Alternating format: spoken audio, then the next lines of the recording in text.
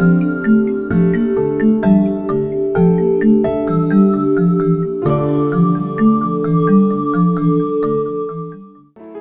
Swallow and the Other Birds.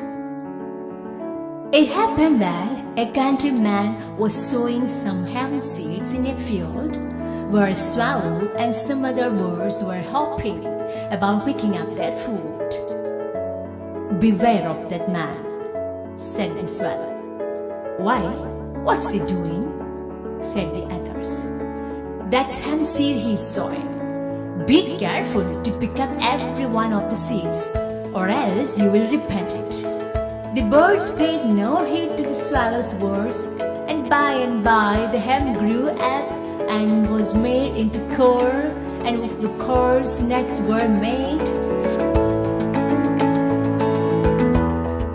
And many a bird that had despised the swallow's advice was caught in nets made out of that very hemp.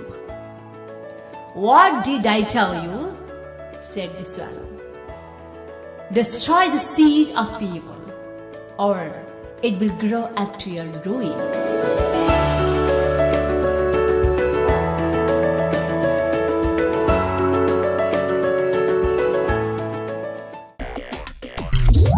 Please subscribe now.